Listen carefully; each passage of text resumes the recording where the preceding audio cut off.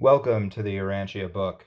If you are new here, the Urantia book is a 2,000-page manuscript, a revelation that has been given to this planet by advanced celestial beings to help steer our course on this world towards light and life, which is peace, prosperity, and to also upstep us on an individual level, to illuminate us and to help us grow in our lives and grow in our character.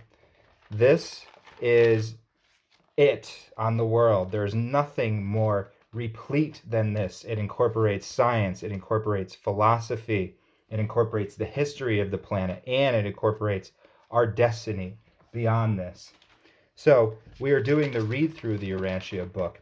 Remember, keep in mind that a wise man or woman lives by what truth they can find today, and they are wholly ready to call it a falsehood tomorrow. So that way you are ready for the progression. You are ready for an unfolding, and you are not going to stagnate yourself and pretend like you know everything that the universe has to offer right now at this juncture in time. Truth is living, and that's what this book teaches. It teaches that even this book will become obsolete as you journey in the universe. We are looking at the foreword. This is where we left off in our read through. This is page 10, and this is the Supreme Being. So keep in mind, this is written by a divine counselor. That's a being that is beyond human, a celestial being. And think about the words that are being said here. What human could come up with these words? And not only that, keep in mind, this is a small fraction. We're going to get so deep even just right here. And that's just a small fraction of what this is. So if you take this book into its entirety, you will conclude that this indeed is the fifth apocalyptic revelation, which doesn't come very often, folks, a revelation of this. We've only had 5 on the history of the planet. So this is the Supreme Being. The deity mechanism of the Master Universe is twofold as concerns eternity relationships. God the Father, God the Son, and God the Spirit are eternal, are existential beings, while God the Supreme, God the Ultimate, and God the Absolute are actualizing deity personalities of the post-Havona epochs in the time-space transcended spheres of Master Universe evolutionary expansion. Okay, sounds like a mouthful. Just keep in mind, there's these 2 different classifications of God. There's the existential, and then there's the experiential. However, it is all unified. This is still monotheism that they're teaching, but it's beyond logic that 3 beings can be one and that they can have all of these different personalities yet still be one being. So ultimate, supreme, and absolute, these are the actualizing deity personalities. In fact, as we learned before, God the Supreme is the most of deity that any human being can comprehend in the universe, okay? God the Ultimate, we're not capable of comprehending that. And God the Absolute, I mean, forget about it. These beings that write these papers, they don't even understand God the Absolute. We're talking about eternity events here, this actualizing of these deities. I mean, it's just beyond. It's beyond. But we are indwelt with a fragment of God, the Father, okay, the top dog here. And so we're able to understand these things on spiritual levels. Even if we can't intellectualize it, they are going in there and they are going to help us and our lives and in our journeys. These actualizing deity personalities are future eternals from the time when and as they power personalize in the growing universes by the technique of experiential actualization of the associative creative potentials of the eternal paradise deities. Okay, so this experiential actualization, this takes place when we make positive choices. We have a small amount of stake in what is happening with the God Supreme. When we make positive choices, we evolve the Supreme just a little bit more, and we're dealing with perfection here. So it's even down to something like if you say no to the second beer because you don't want to get in a drunk driving accident, blah, blah, whatever. You are choosing your higher nature of your lower nature, and you just, in a small instance, that God the Supreme is actualized a little bit more. When the entire planet becomes settled in light and life, then we actualize to the Supreme even more. When the super universe becomes settled life, and we're talking billions of inhabited worlds, then the Supreme, and then there's 7 super universes.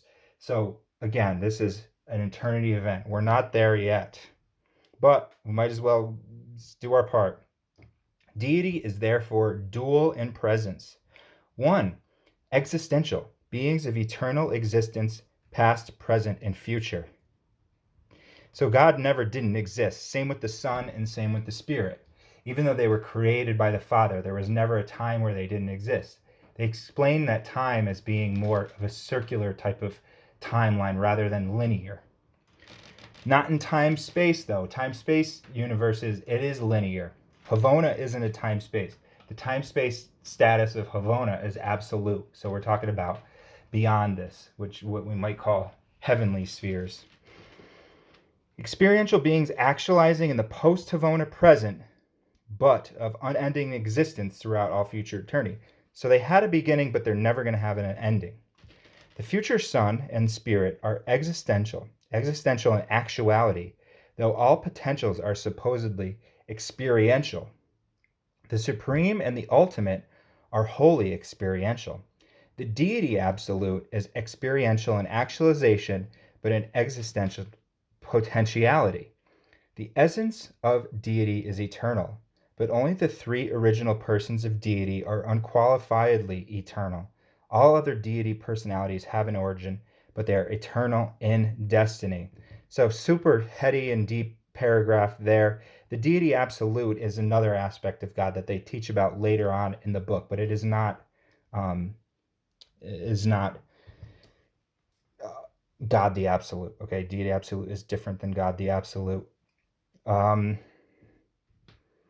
When you come across these heady paragraphs like this, don't just sit there and rack your brain and try to figure out. Sometimes I just read them and I move on, and it makes sense later on in the reading.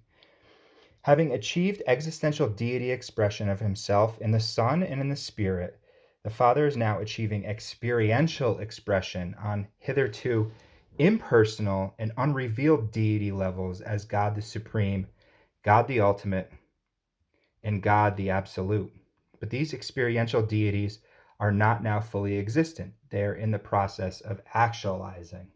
So the Trinity was inevitable to fulfill existential. God the Supreme in Havona is the personal spirit reflection of the triune paradise deity. This associative deity relationship is now creatively expanding outward in God the sevenfold, and is synthesizing in the experiential power of the Almighty Supreme in the grand universe. Paradise deity, existential as 3 persons, is thus experientially evolving in 2 phases of supremacy. While these dual phases are power, personality unifying as one Lord, the Supreme Being.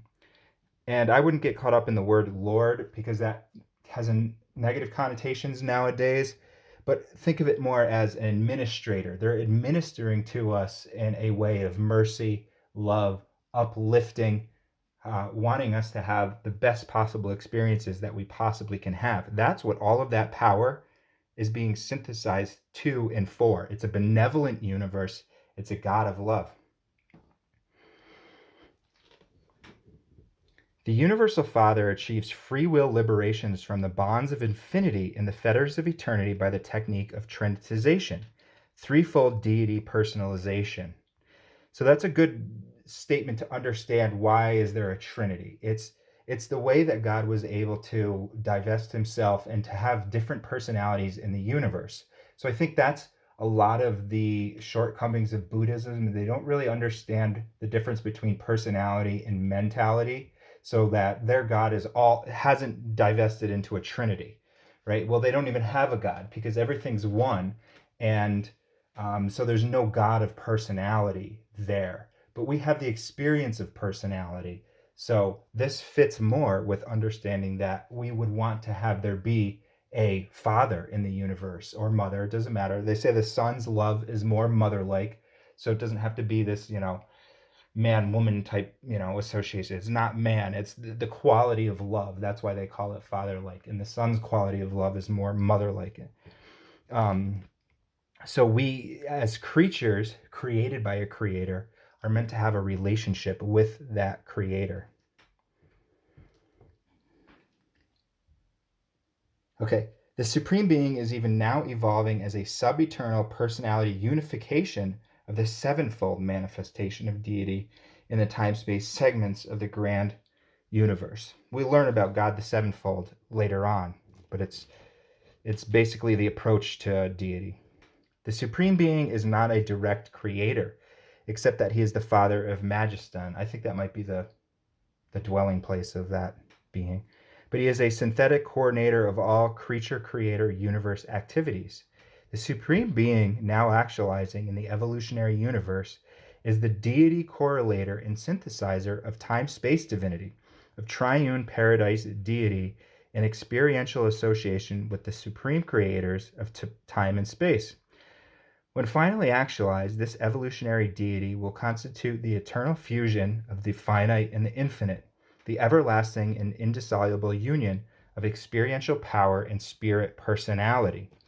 So the time-space thing is very easy to understand because we are in it. We are experiencing it. So there has to be a God that's synthesizing those, because the other aspects of God are already complete. And so in order for us to have an association with a God that's more on our level, there's this thing called God the Supreme.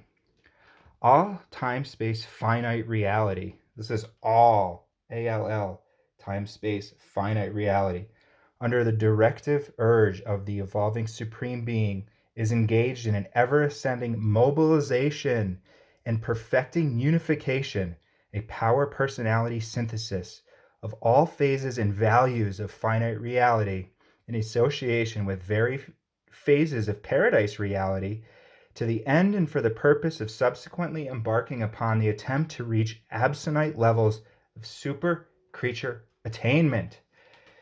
So what that means is that every being in the universe, as far as these angelic, not all, but most are engaged in this eternity event, which is evolving beings like us, which evolved from animals, the lowest personality beings in the universe. However, we are indwelt by God the Father, which is paradoxical that we're the lowest, yet we're indwelt by the highest.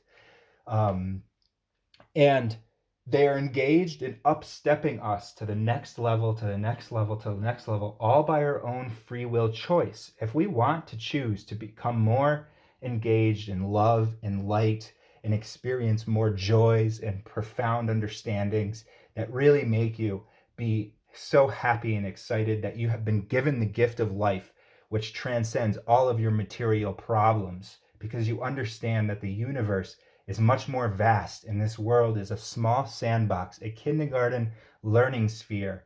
The evils are taken care of.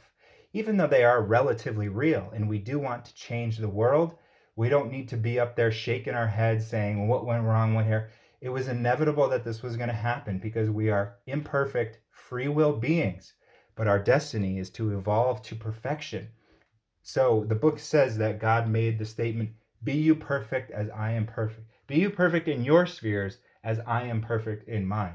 So he wants us to master earth. And in doing so, the helpers have been given to us so that we can do that. All of these beings, it goes through countless orders: seraphim, supernaphim, cherubim, universe power directors, mighty messengers. All of these beings are to help us, but they can only do so as the amount that we will allow them to, because that was the decree that we already did creating perfect universes. That's Havona, billions of perfect worlds with beauty beyond our imagination, perfect beings that we can't even comprehend what they know about the universe or what they understand about love, divinity, deity. They will never go astray. They will never make a mistake when it comes to choosing evil, because they were created in perfection. But this universe age is about evolving imperfect beings to that level. And why? It says, reach the absonite levels of super creature attainment. So we're creatures, but we can become super creatures because we're indwelt by an eternal God. So our soul has the potential for eternity if we choose that potential. We cannot choose it. We're not slaves and we're not puppets. But why wouldn't you choose it if you're talking about a eternal career of love and beauty beyond your truth and understanding? And I mean, I can't even express it, but I can get glimpses of it here and now. And it's enough for me to say, yeah, I'm glad that I chose this. I'm glad that I chose spirituality. The religion, whatever, that doesn't matter. You can have whatever religious belief or whatever. Remember, it's the ideals about deity and divinity, which is God, that are important, not the ideas. And don't forget, personality is important. That means that I'll be able to know my relatives in the next life, and I'll say, hey, it's you, Grandma, it's me, Mike. And they will say, oh, wow, yeah, I recognize your personality. Not that you're going to be a blade of grass and so forth, but remember, we are tolerant and understanding, but we're also trying to be wise, and we're trying to grow our understandings, our beliefs, and this book will be completely helpful of that. We are not stagnant. Truth is living. And this, when you read it, you will be completely impressed, and you will be completely illuminated. So please subscribe. Thanks again for everybody that's subscribing. We're growing. And like the video, let's get it out there. Thanks again.